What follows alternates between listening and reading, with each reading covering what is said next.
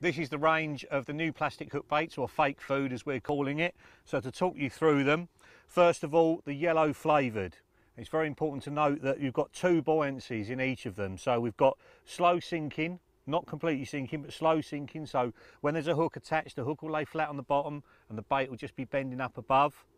And then a pop-up version, obviously, so you can keep the hook away from any muck on the bottom. This one is IB, that's illegal, and I'll let you work out the other one. That's Ali's #1 flavour. If he really needs to get a bite, an IB goes on. We've used it in our pop-ups for years, and now we've transferred it through into the corn. And you can see the different sizes.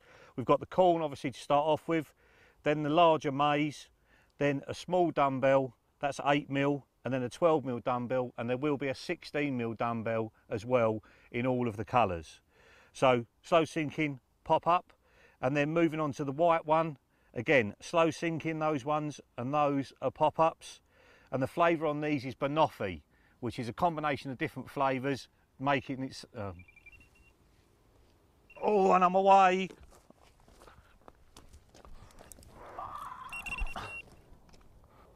Well, how about that? Right in the middle of talking about the banoffee, and this is a banoffee on this left-hand rod. Just a single grain of the maize, slow sinking.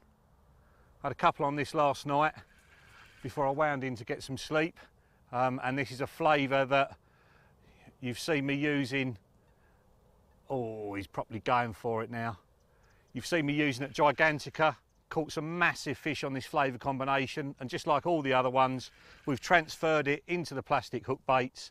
So all those years of experience are contained within the range, and we didn't see any point in just doing loads of different colours and loads of different flavours, so we've kept it to a small range, all of which have got a proven track record, and we'll get loads of bites. And it's important to use different colours and different flavours, obviously, depending on where you're fishing, how clear the water is, how pressured the fish are, how much they've been hammered on particular colours. Oh, he's just doing me in some weed there. And on this particular session, I've had bites on yellow, white and pink. I've not tried the green yet. And I've also had bites on the fishy dumbbells.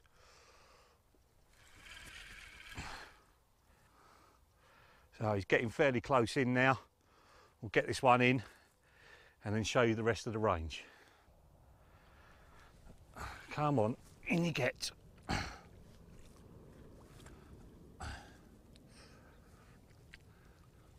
Got him. Another one falls to the magic of the banoffee.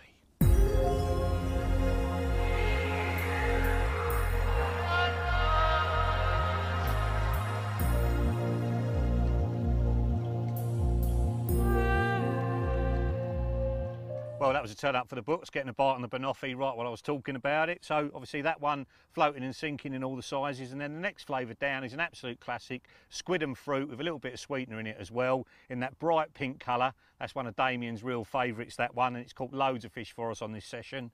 And then the next one is Citrus Zing. That's a combination of 3 different citrusy flavours and some sweetener as well. And then this little fella is what we're calling Fishy Fish, a real pungent fishy combination for fishing over pellets. And what we've done, put some trout pellets in the edge, seen what they've looked like after a couple of hours, and they're that sort of washed out colour. So that's going to blend in perfectly with them. Perfect for fishing over beds of pellets and in PVA bags as well.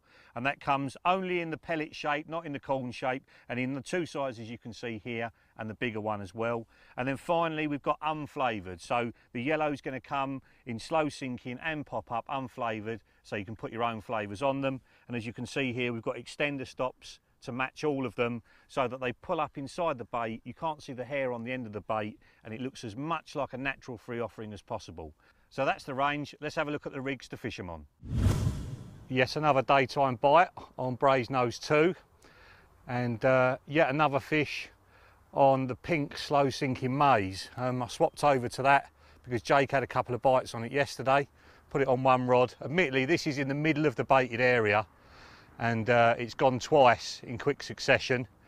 And if I was really looking to build a hit, then I would probably swap another rod onto the pink to see if I can get 2 rods going.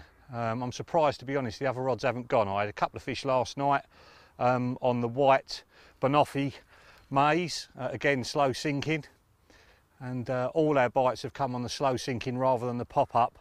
We're trying to keep everything as close to the lake bed as possible because the water is gin clear and we're fishing on a clean bottom, so a pop-up just stands out like a mile. If we were fishing over weed, then it would be longer hook links and a couple of grains on and fished as a pop-up just to keep that hook out of the weed. But the situation at the moment demands that we fish with slow sinking bottom baits. And that fish is coming towards me now, pretty rapid. To the net. Got him! Another one on the plastic. Wicked.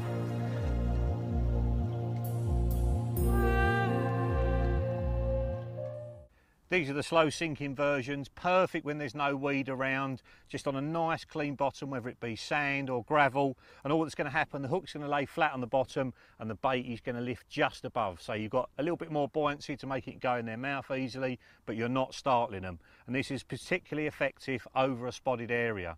If you've got loads of bait out there and your one's standing up above it all, it can get left. So we've got a size 8 wide gape there, fished on an IQ. It's a supernatural combi rig, the one that I really favour in clear water, with a piece of the pink on there. Then the next one down, we've got an IQ combi rig again, but we've actually got the bait sitting on a micro rig swivel. Again, the hook's going to lay flat and the bait's just going to hover above it. And then exactly the same setup as before, but rather than a combination of materials, this is the end trap soft, and that one again is a size 6 curve, and then one of those dumbbells that's going to hover just above it. That's the fishy fish. And then on a nice stiff bit of material, if the bottom's really clean, then I would use a bit of hybrid stiff. It pushes everything away from the lead, and you can see it's set up exactly the same way. So we've got a bit of shrink tube kicking in on the eye of the hook to help the hook turn over and catch hold.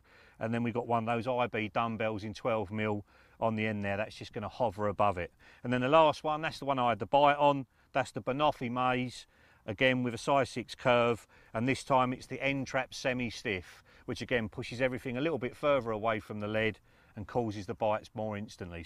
So if you're fishing over a clean bottom where there's no weed, it's like gravelly, or you've got some firm silt, then that's what I'd recommend. If you've got weed on the bottom, you need to be swapping over to a pop-up. So let's have a look at the rigs I'd use for that.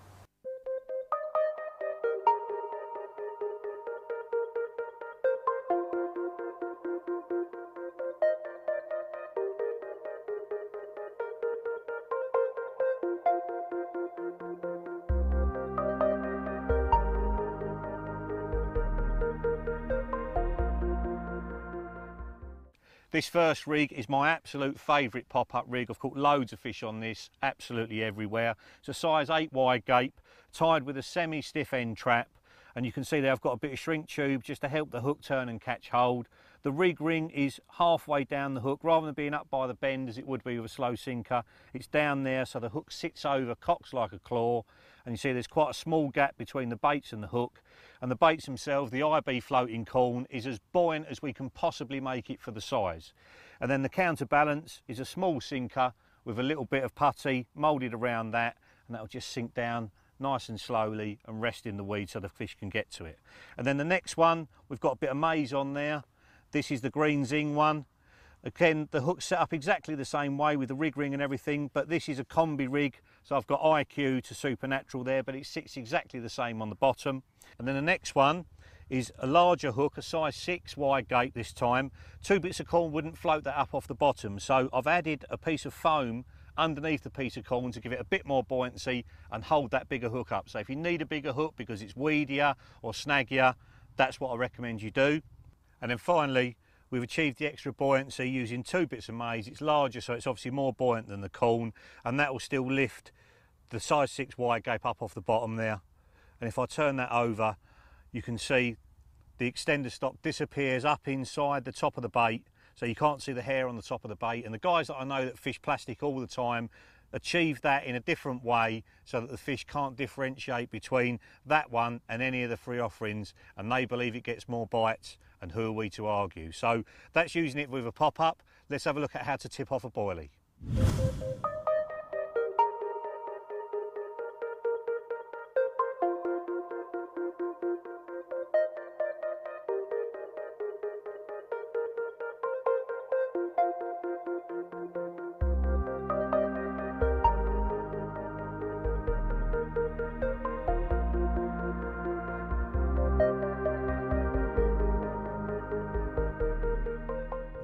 Tipping off a boilie with a piece of plastic is an absolutely classic way to catch carp. It's probably caught hundreds of thousands of them all over the world. This is how I fish it. So first of all, we've got a piece of the banoffee plastic corn. This is the pop-up stuff on top of a relatively small boilie, probably a 12mm boilie. And basically the boilie's going to lay on the bottom and the corn's just going to make it sit up just like that. So the hook's laying flat still. It's not too obvious, but it's enough to draw them in and get you more bites. And I've found by using a bit of white over a load of dark bait, you can get bites a lot quicker. And then moving up, this is obviously a larger hook, larger boilie. In this case, I'm using a piece of the plastic maize in the pop-up version. And basically this will sit again, so the hook is laying flat on the bottom, but the bait is just hovering above.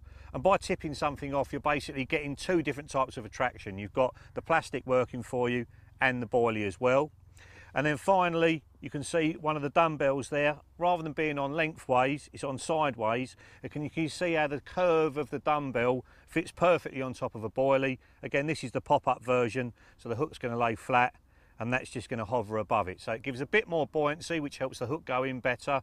You've got a couple of types of attraction, and if you've got crayfish and that sort of stuff about, even if the boilie gets eaten, you've still got the piece of plastic on there, which can get you a bite on its own.